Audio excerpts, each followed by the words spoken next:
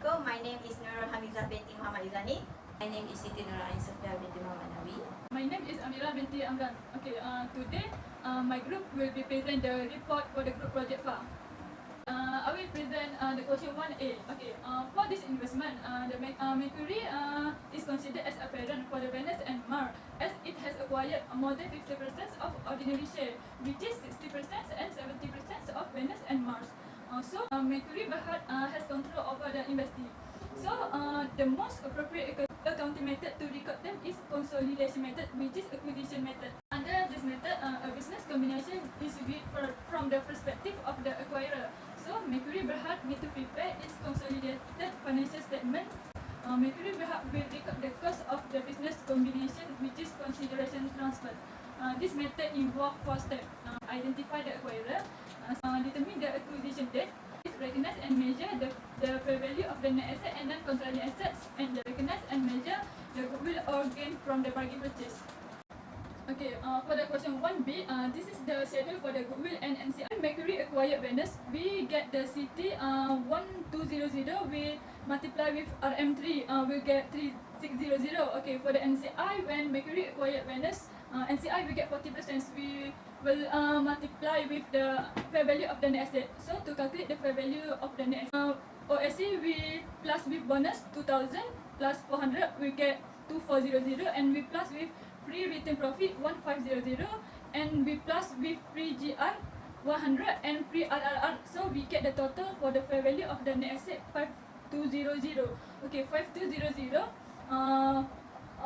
For the NCI, 40% Mercury acquired Venus, 40% will multiply with the fair value of the net asset that we compute before, which is 5200. Okay, the total 5680 we get from the CT plus NCI. So the total will be compared with the fair value of the net asset, which is 5200. So we will get the goodwill for 80. The goodwill will be impaired with 5%. So we will get the goodwill for 56. For the debentures, CT for 10% debentures, we take from the statement 1000. We minus with the debentures 1000, and we will get nil. For Mercury acquire Mars, the CT is 2100, multiply with 1.2, we'll get 2520. We will plus with NCI 30%, multiply with fair value of net asset. So the total for value of net asset we get from the IC 3000 plus customer list 1000 and pre-return profit 550. So the total for the fair value of the net asset is 4550. So on the total for the fair value of net asset, we multiply with the NCI of the Venus, which is 30%, multiply 4550, so we'll get 3880. So the total of the CT plus NCI 3885 will be compared with the total of the fair value of the net asset 54550. So we will get bargain purchase 665. The CT of 2% of preferential, we will get 400. Plus with NCI 60%, multiply with 1000, so we'll get 600. So the total is 1000. Compare with the preference share 1000, so we will get nil.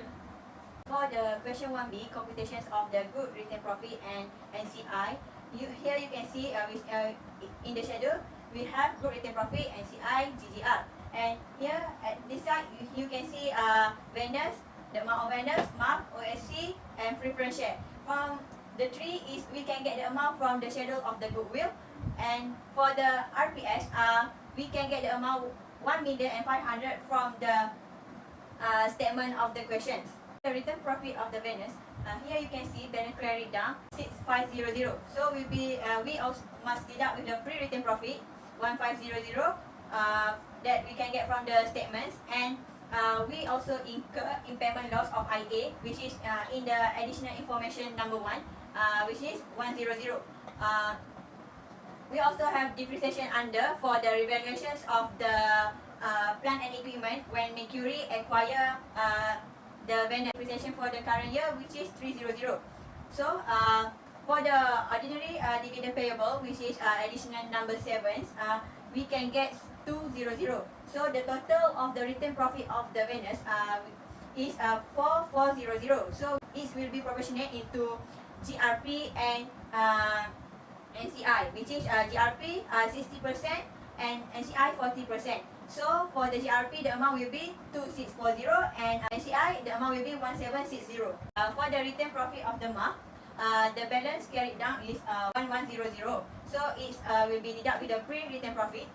Here we can get 550. So we can get from the timeline that we will provide there. Also we deduct with the amortizations of the customer list when Mercury acquire MAF, get 200 for the current year. It also have a URP inventory, which is on the additional number 3. So it's B200. And for the ordinary dividend payable, which is additional number 8, we can get 150. And preference share dividend payable, we can get 100. So the total for the return profit of the MAF is 100 loss. We can proportionate into group return profit and NCI, which is 70% and 30%. So the amount will be 70 and 30. Okay, for the return profit of the Mercury, the balance carried down is 16800 and minus with the URP of equipment, which is in additional number 4, 500, and minus also with the depreciation over 100. And we also minus with the OSC dividends receivable from the vendors, additional information number 7, which is 120. And here you can see the bargain purchase that we compute from the schedule of the goodwill, which is 665, and OSC dividend receivable from the MAF, which is additional number 8, 105, and dividend payable to the third party 100. And here you can see also the impairment goodwill from the schedule of the goodwill, which is 24. So the total of the return profits of Mercury is 17066. General reserve consists of Venus and Mercury. Okay, for the Venus, you can see here balance carried down 500 minus with the pre-GR that we can get from the of the goodwill under fair value of net asset, which is 100, and it will be post, which is 400. So it will be deduct with the bonus that Venus give to the Mercury by 400. So the total will be 0. So for the general reserve Mercury, it will be 4,000. So all the total from the computations of the return profit and general reserve will be for the group return profit is 19636, and for the NCI is 7275, and for the GGR 4000. Okay, for the question 1C, which is CSOPL. Okay, here you can see the revenue 149650. Okay, for the COGS are 16200. So the gross profit for the CSOPL is 33450. Okay, for the gains on disposal, it will be nil because of the intra transactions, and preference dividends receivable also will be nil. So for the operating expenses 15200. So in this CSOPL, we have amortizations of the customer list, which is 200, depreciation under plant and equipment 300, depreciation over equipment 100, and impairment loss of IA 100, bargain purchase 665, impairment of the goodwill 24. For the finance cost, we will deduct by the 100 because of the additional number 12, which is debentures, interest on debentures. So the total will be 140. Interest income also we will deduct by the 100. So the because of the debentures interest, so the total will be 250. So profit before tax is 18501. So we minus with the taxations from the computations of the holding subsidiary and half of the MAF value, which is 6850. So profit after tax we can get here is 11651. When Mercury acquire the Venus, it consists of the revaluations of the plant equipment, which is have a surplus of 1200. So it will have the total of OCI, which is 12851.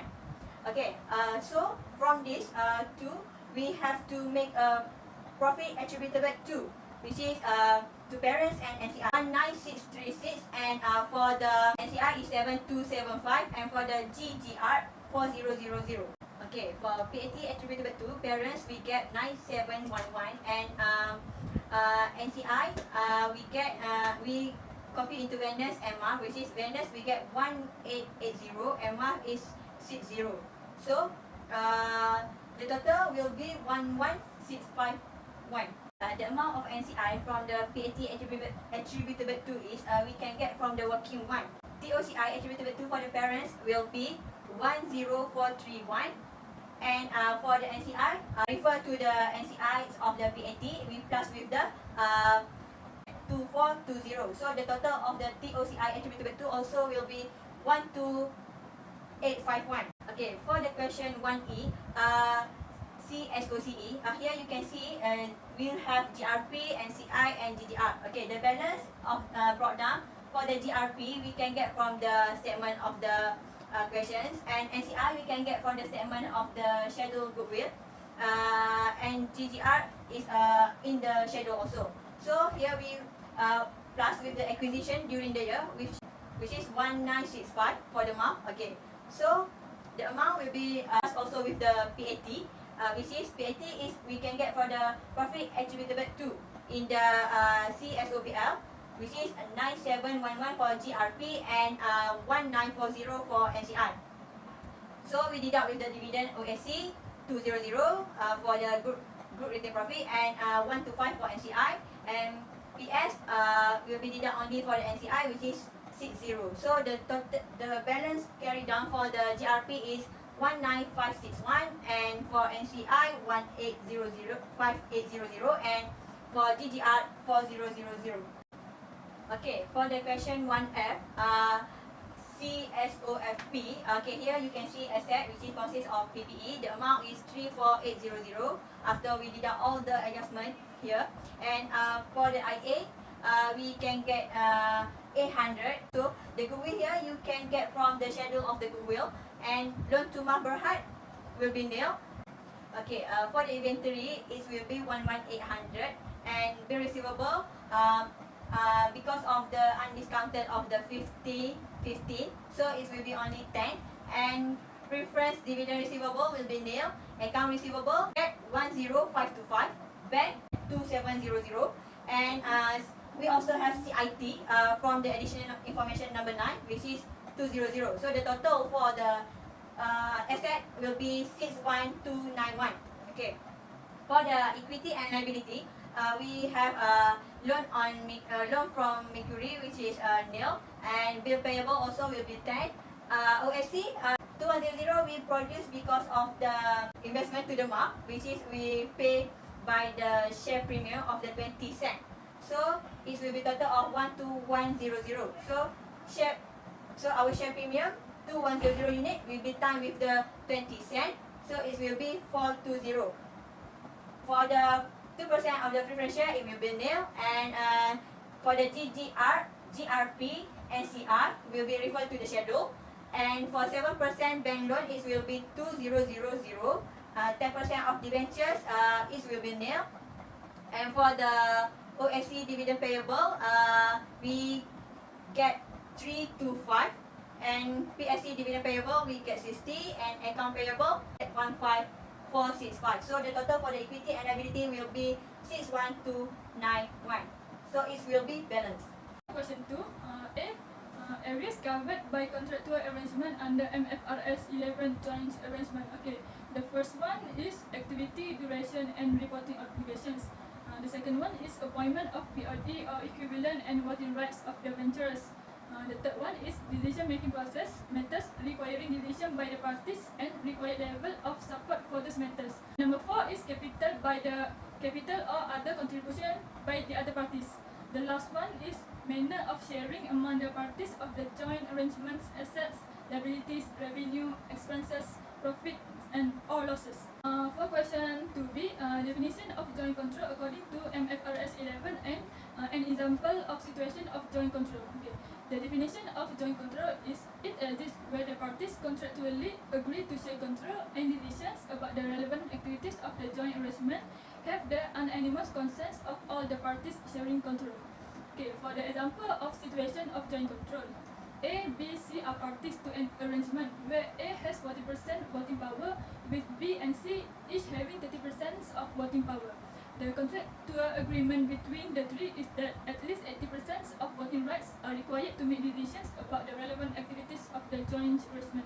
So for this case, all three have joint control, as all three have to agree on all decisions. Question 2C, accounting treatment for each type of joint arrangement, which is joint operation and joint venture, to the rights of assets and obligations of liabilities. For joint operation, the right to the asset is parties to the arrangement share all interests, such as rights in the assets relating to the arrangement in a specified proportion. For the obligation of the liabilities, parties to the arrangement share all liabilities, obligations, costs and expenses in a specified proportion. For example, in proportion to the parties' ownership interest in the arrangement, or in proportion to the activity carried out through the arrangement that is directly attributed to them. For the joint venture type, right to the assets, assets brought into the arrangement or subsequently acquired by the joint arrangement are the arrangement's assets. The parties have no interest in the assets of the arrangement. Okay, for the obligations, for the liabilities of the joint venture, the joint arrangement is liable for the debts and obligations of the arrangement. The parties are liable to the arrangement to the extent of their respective investment or their obligation to contribute any unpaid or additional capital or both.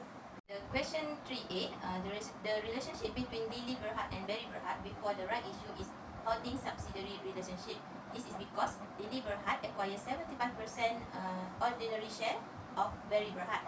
But after the right issue, the holding subsidiary relationship remain the same because the control is retained. Okay, for the question 3B, calculation of goodwill on acquisition, consideration transfer amounted 1.8 million will be summed up with 25% non-controlling interest, 400,000 will be resulted in 2.2 million, and this amount will be compared with fair value of net asset on date of acquisition, 1.6 million, and the amount of goodwill on acquisition will be 600,000. Question C, calculation of gain or loss from not retaining the same percentage of interest in Barry Berhad. Prior to the right issue, the group owns 75% interest, that is 600,000 ordinary share. As it did not exercise its right under the right issue, it continues to own 600,000 shares. The right issue will increase the issue share capital by 320,000. Therefore, the number of issued shares will be 1,120,000 shares. As the investor, Lily Berhad holds 600,000 from the 1,120,000 shares. Its interest has decreased from 75% to 54%, and also increased the non-controlling interest from 25% to 46%. And the calculation is fair value of net asset prior to the right issue, 3750 will be deducted, with fair value of net asset after the right issue, 3564, will get the decrease in net asset 186, and this amount will be compared with proceed from sale of right 120, and we get loss on disposal 66,000 will be taken to equity. Okay, for D, how Lily Berhad should record the effect of the private investment in consolidated financial statement. And goodwill on consolidation was 600,000. And before the private investment, Lily Berhad had a 75% controlling interest in Barry Berhad. As result of the private placement, the number of issued shares would be 1,250,000 shares, with Lily Berhad hold 600,000 shares only. Therefore, after the placement, Lily Berhad interest drops to 48%.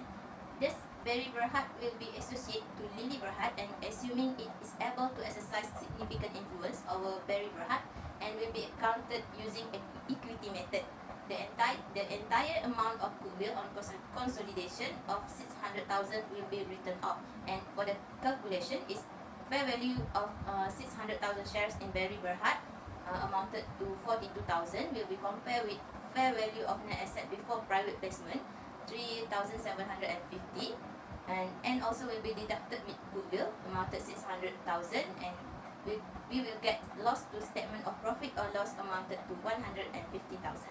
Okay, next we will move to question 4. This is to explain the relationship between Aisha Berhad and Adam Berhad with reference to FAR610 CFF. And the acquisition of 40% of Adam Berhad ordinary shares for 2,750,000 is considered as investment in associate because it has significant influence, which is power to participate in the financial and operating policy decision of the investee, but not control or joint control of this policy. The investment in the associate will be accounted for differently in the consolidated financial statement and in the separate financial statement of the investor. Aisyah Berhad also acquired 50% of Adam Berhad convertible debentures at par. If the debentures are converted into ordinary share, Aisyah Berhad will increase its interest in Adam Berhad by 25%. When an entity acquires control over another entity, the acquirer is called the holding or parent entity and the acquiree is called the subsidiary. But at the end of the 31st December 2017, the debentures are not converted into ordinary shares, so Adam Berhad will remain as an associate. That's all from us. Thank you.